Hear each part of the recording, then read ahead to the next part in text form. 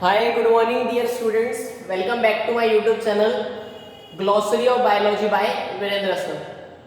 Guys, let's continue with our topic of human female reproductive system. In this lecture, we discuss about histology of ovary, that is TS of ovary. In this lecture, we discuss each and every development which occurred in female reproductive system for the development of ovum or egg cell.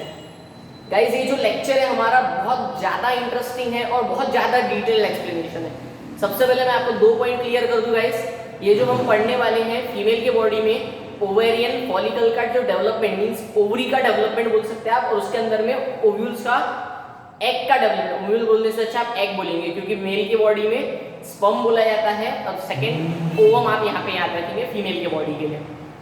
Major आपको point जो मैं बता रहा हूँ guys, हमें mail और female में सबसे मेजर जो डिफरेंस है जो स्पर्मेटोजेनेसिस और oogenesis। स्पर्मेटोजेनेसिस कहाँ पे होता है?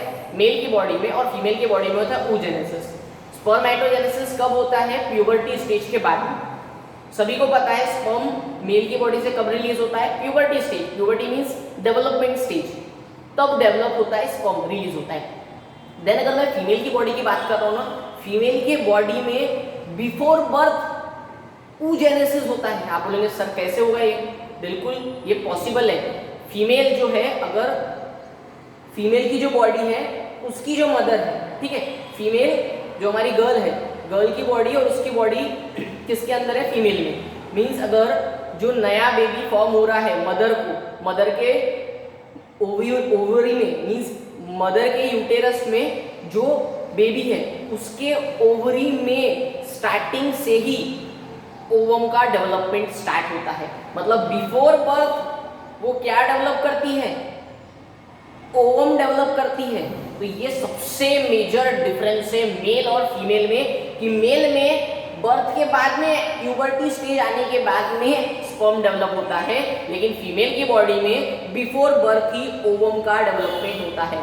तो आपको ये कंसेप्ट याद रखना है, इसलिए हमें ये जो टॉपिक है बहुत डिटेल में और कंसेप्चुअल टॉपिक पढ़ना है। आप प्रॉपर वे से ध्यान दो, बहुत इंटरेस्टिंग है लेकिन बहुत डिटेल्ड है, एक्सप्लेनेशन बहुत डिटेल है। ये पूरा जो हम अभी बोर्ड में लिखा है आपके पास में व्हाइट बोर्ड में, ये सब जो भी लिखा है, जब मदर के बॉडी में बेबी है उसके बारे में ये सब लिखा हुआ है। देन इसी के बाद में हम किसके बारे में पढ़ेंगे? Actual oogenesis। ये बर्थ के बिफोर वाली प्रोसेस पढ़ रहे हैं। तो बेबी के पास में जो ओवरी है उसमें अगर बात कर रहे हैं आप, तो 2 पार्ट रहते हैं, इनर पार्ट और दूसरा आउटर पार्ट। इनर पार्ट हमेशा याद रखो बायो में मेडुला बोला जाता है, जिसके अंदर में फ्लूइड लाइक स्ट्रक्चर प्रेजेंट करता है, जिसको स्ट्रोमा बोला जाता है। क्या बोल रहा हूँ मैं? स्ट्रोमा। जैसे कि पकड़ के चलो, ये हमारा ओवरी का स्ट्रक्चर, ओवरी के अंदर में जो अंदर वाला स्ट्रक्चर है लूज कनेक्टेड टिश्यू से मिलकर बना हुआ फ्लूइड लाइक स्ट्रक्चर, उसको बोला जाता है स्ट्रोमा। और इनर पार्ट को मेडुला, आउटर पार्ट को बोला जाता है कॉर्टेक्स। आउटर वाला पार्ट कवर्ड रहता है जर्माइनल एपिथेलियल टिश्यू से। तो ये पॉइंट आपको नोट डाउन करना है, अच्छे से नोट डाउन कर लो। Inner medulla, outer cortex. Cortex is covered by germinal epithelial tissue which is a compact and glandular structure. ये यहाँ तक कि आप याद रखो। इसी के बाद में अच्छे से पॉइंट याद रखो कि ओवरी के अंदर में टाइनी मास ऑफ सेल रहते हैं, जिसको बोला जाता है ओवेरियन फॉलिकल।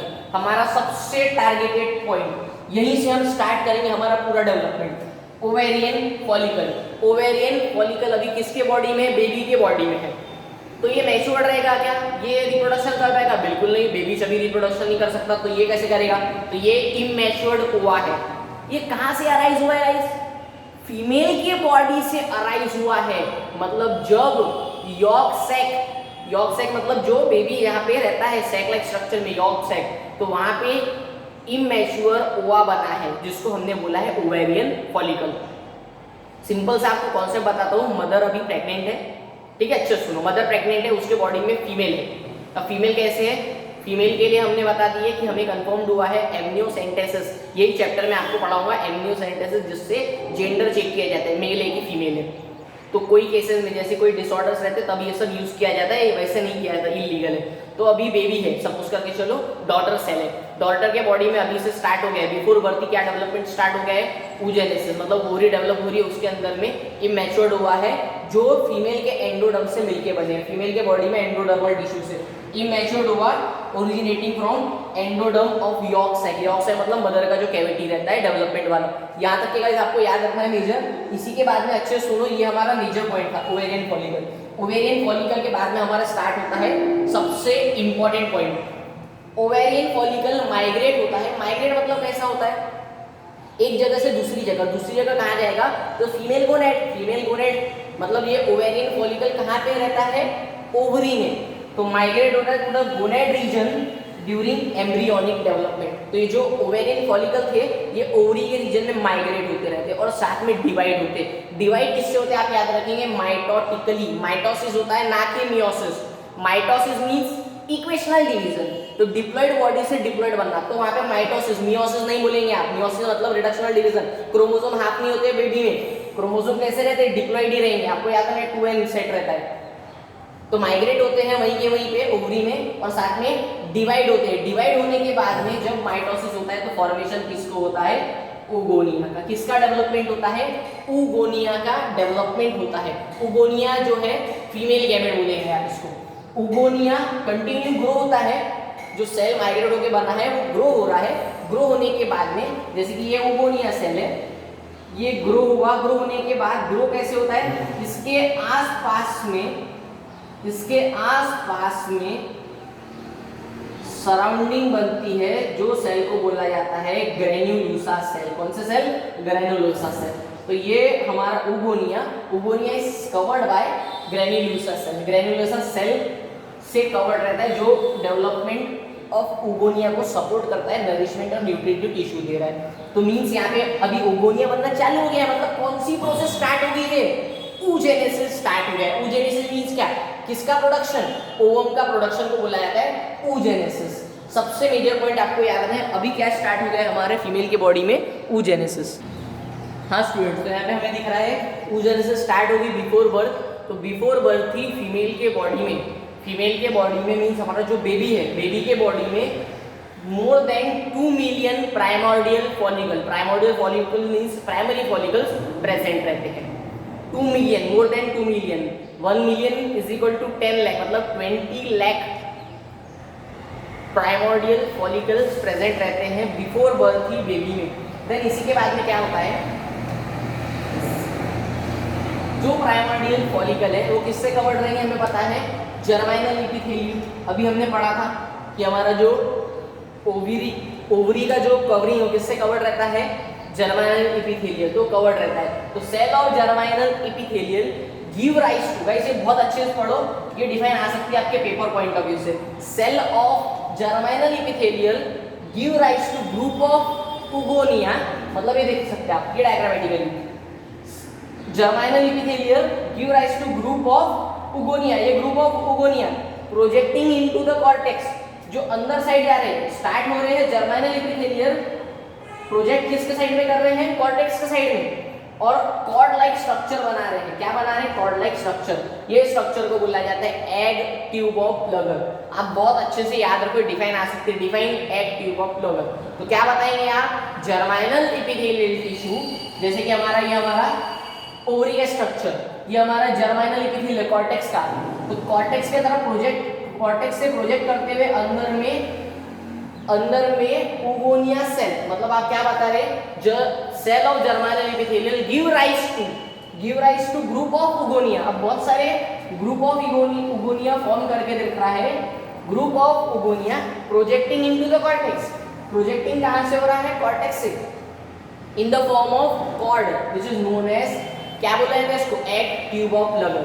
इसी के बाद में एग ट्यूब ऑफ प्लगर जो बोल रहे हैं स्ट्रक्चर, इसमें स्टार्टिंग का पॉइंट से जो ये एंडिंग का पॉइंट आ रहा है, ये एक कैसा स्ट्रक्चर बना रहा है, एंड पॉइंट में एक एग लाइक स्ट्रक्चर बना रहा है, एक एग लाइक स्ट्रक्चर बना रहा है, जिसके कारण इसको बोला जाता है एग नेस्ट। क्या बोला जाता है, एग नेस्ट। ये पॉइंट बहुत अच्छे से याद रखो, ये बोला जाता है एग नेस्ट। तो एग नेस्ट से क्या मिलके बनता है, एग नेस्ट से बनता है प्राइमोर्डियल फॉलिकल। क्या बनता है, प्राइमोर्डियल फॉलिकल। हमने जो बताया था प्राइमोर्डियल फॉलिकल जो डेवलप हो रहा है, तो प्राइमोर्डियल फॉलिकल जो 2 मिलियन रहते हैं, एग्जैक्टली कैसे फॉर्म होते हैं, ओवरी के अंदर जो oogenesis की प्रोसेस हो रही है, तो कॉर्टेक्स के साइड से प्रोजेक्टिंग करके अंदर में ट्यूब से स्ट्रक्चर बनते हैं, tube like structure, egg like structure, जिसको हमने बोला एग ट्यूब ऑफ लगर। और जो आखिरी का जो कॉर्ड रहता है, कॉर्ड का आखिरी का पॉइंट, वो सेल को बोला था एग सेल, जिससे अराइज क्या आते हैं, प्राइमोर्डियल फॉलिकल। प्राइमोर्डियल फॉलिकल फिर डेवलप्ड हो गए अच्छे से। प्राइमोर्डियल फॉलिकल के जो सेंटर रहता है, अभी हमारा ये सेल था, इसके बाद में हमारा ये प्राइमोर्डियल फॉलिकल डेवलप हो गया। ये हमारा जो एग नेस्ट था, इससे प्राइमोर्डियल फॉलिकल बना, और ये जो प्राइमोर्डियल फॉलिकल है, इसके सेंटर में प्रेजेंट है प्राइमरी oocyst। इसको क्या बोला जाता है, प्राइमरी oocyst। प्राइमरी याद रखेंगे आप, oocyst मतलब एग सेल, तो इससे आपको सेंटर में क्या मिला, large primary oocyst। Primary oocyst से भी अब आपको खुद ही समझ रहा है, प्राइमरी से क्या बनेगा, सेकेंडरी। लेकिन ये कब तक के नहीं बनेगा, आपको याद रखना है, जब तक के फीमेल के बॉडी में प्यूबर्टी नहीं आ जाती। मतलब वहां पे माइटोसिस और मियोसिस 1 होते रहेगा, और जो सेल है, आपने सेल साइकिल पढ़ा है कि कोई भी सेल अगर वापस से डिवाइड नहीं होते तो अरेस्टेड हो जाते हैं G0 फेज में। तो वो सेल कब तक के अरेस्टेड होते रहेंगे, जब तक कि प्यूबर्टी स्टेज नहीं आएगी। मतलब ओवरी डेवलप करा के देंगे ओगोनिया सेल। ओगोनिया सेल जो बन रहे हैं, ये oogonia cell primary oocyst develop करते हैं, लेकिन क्या नहीं डेवलप कर पाते हैं, सेकेंडरी oocyst डेवलप नहीं कर पाते, क्योंकि कौन सा हुआ सिर्फ यहाँ पे मियोसिस 1, मियोसिस 2 होने का है। तो मियोसिस 2 जब होगा तब वहां पे जाके क्या बनेंगे, सेकेंडरी oocyst। आगे की जो प्रोसेसिंग हम जो पढ़ेंगे नेक्स्ट लेक्चर में। तो ये हमें समझ रहा है, लार्ज प्राइमरी oocyst बन गया। देन आपने बता दिया मियोसिस 1 के कारण अरेस्टेड स्टेज आ गई, जिसके कारण हमारे पास में टोटल कितने मिलियन प्राइमोर्डियल फॉलिकल थे, 2 मिलियन। बिफोर बर्थ 2 मिलियन थे, लेकिन जब प्यूबर्टी स्टेज आती है तब सिर्फ कितने बच जाते हैं, 40,000। सिर्फ कितने बच जाते हैं, 40,000 प्राइमोर्डियल फॉलिकल बच जाते हैं, क्योंकि बाकी सब प्राइमरी oocyst के बाद में मियोसिस 1 के कारण अरेस्टेड स्टेज में आ गए। देन इसी के बाद में आपको याद रखना है कि large number of primordial follicle का जो डिस्ट्रक्शन हुआ है, उसको क्या बोला जाता है, उसको बोला जाता है एट्रेसिया। क्या बोला जाता है, एट्रेसिया। तो large number of destruction of primordial follicle which reduce the number, that is 2 million to 40,000 is known as atresia। तो ये आपको डिफाइन अच्छे से याद रखना है, एट्रेसिया। ये पेपर पॉइंट ऑफ व्यू से पूछा जा सकता है। हाँ स्टूडेंट्स, हम फट से क्विक रिव्यू कर लेते हैं, हमने क्या क्या पढ़ा। सबसे पहले हम पढ़ रहे हैं हमारा डेवलपमेंट ऑफ ओवरी। हम डेवलपमेंट ऑफ ओवरी पढ़ रहे हैं कब, बिफोर बर्थ। नेक्स्ट लेक्चर में हम आफ्टर बर्थ पढ़ेंगे, मतलब प्यूबर्टी वाली स्टेज के लिए। तो फर्स्ट हमने सबसे पहले देखा ओवरी के 2 पार्ट रहते, inner medulla, outer cortex. Medulla के अंदर में फ्लूइड प्रेजेंट होता है, जिसको स्ट्रोमा बोला जाता है। उसके बाद में आपने आउटर जो पार्ट है उसके कवरिंग को बोला जाता है जर्माइनल एपिथेलियल। उसी के बाद में आपने बता दिया कि सबसे पहले जो बॉडी है, फीमेल के बॉडी के अंदर बेबी है, जिसके बॉडी में ओवरी का डेवलपमेंट स्टार्ट है। तो फीमेल के एंडोडर्म में, मतलब मदर के एंडोडर्म में जो यॉर्क सैक है, वहां पे किसका डेवलपमेंट हो रहा है, ओवरी का। ओवरी के अंदर किसका डेवलपमेंट हो रहा है, ओगोनिया। तो सबसे पहले हमें पता पड़ा ओगोनिया। ओगोनिया किससे सराउंडेड है, फिर जर्माइनल एपिथेलियल और ग्रेन्युलोसा सेल। पहले ग्रेन्युलोसा सेल, देन पूरी ओवरी। ओगोनिया कवर्ड रहता है ग्रेन्युलोसा सेल से, और ओवरी कवर्ड रहती है जर्माइनल एपिथेलियल, आउटर जो कॉर्टेक्स पार्ट है। इसी के बाद में हमें पता पड़ा कि हमारा जो ओगोनिया सेल है वो माइटोसिस के कारण बना है, ठीक है। उसी के बाद में हमारे पास में हमें पता पड़ा कि oogenesis स्टार्ट हो गया है, लेकिन बिफोर बर्थ पढ़ रहे हैं। इसी के बाद में प्राइमोर्डियल फॉलिकल जो स्टार्ट हुआ ग्रो होके, तो प्राइमोर्डियल फॉलिकल कैसे बना, हमें पता पड़ा कि हमारा जो आउटर कॉर्टेक्स वाला पार्ट है वो क्या करता है, जर्माइनल एपिथेलियल के थ्रू कॉर्ड लाइक और ट्यूब लाइक स्ट्रक्चर बनाता है, जो प्रोजेक्टिंग करता है इनसाइड, जिसके कारण ये वाला जो ट्यूब लाइक स्ट्रक्चर बनता है, जिसको क्या बोला जाता है, एग ट्यूब ऑफ लगर। इसी के बाद में ये बनता है जो नीचे वाला पार्ट है, क्या बोला जाता है इसको बोला जाता है एगनेस्ट। और एगनेस्ट क्या करता है, एगनेस्ट जो क्या फॉर्म कराता है, एगनेस्ट के कारण ही हमें पता पड़ा क्या बनता है, हमारा primordial follicle. Primordial follicle developed हो गया। प्राइमोर्डियल फॉलिकल के कारण आपको याद रखना है, जब प्राइमोर्डियल फॉलिकल बना तो इसके कारण क्या बनता है, प्राइमरी oocyst। प्राइमरी oocyst के कारण सेकेंडरी oocyst नहीं बन पाता है, क्योंकि हमें पता है फीमेल के बॉडी में जब बर्थ होने के पहले सिर्फ मियोसिस 1 हो सकता है, मियोसिस 2 नहीं हो सकता। तो बहुत सारे कितने रहते हैं प्राइमोर्डियल फॉलिकल, मोर देन 2 मिलियन। और इसमें से प्यूबर्टी स्टेज तक के, मतलब जब मेंस्ट्रुअल साइकिल स्टार्ट होगी तब तक के सिर्फ कितने बच जाते हैं, 40,000। और जो इतना सब रिडक्शन हुआ 2 मिलियन से 40,000, तो ये स्टेज को क्या बुलाते हैं, एट्रेसिया। यहाँ तक कि गाइस हमने पूरा डिस्क्राइब किया किसके बारे में, फीमेल के बॉडी में जो भी चेंजेस हो रहे हैं बिफोर बर्थ। इसी के बाद में आपको अच्छे से आगे का कॉन्सेप्ट सुनो। अब जब प्यूबर्टी स्टेज आ गई, प्यूबर्टी स्टेज आने के बाद में हमारा जो प्राइमोर्डियल फॉलिकल था, प्राइमरी ऊसिस बोल के चलो, प्राइमरी ऊसिस, इसके बाद में सेकेंडरी ऊसिस बनता है। ये जो पूरा डेवलपमेंट है ये कंप्लीट कहाँ पे होता है, ये बनाता है ग्राफियन फॉलिकल। क्या बनाता है, ग्राफियन फॉलिकल। तो ग्राफियन फॉलिकल को बोला जाता है मैच्योर्ड ग्राफियन फॉलिकल।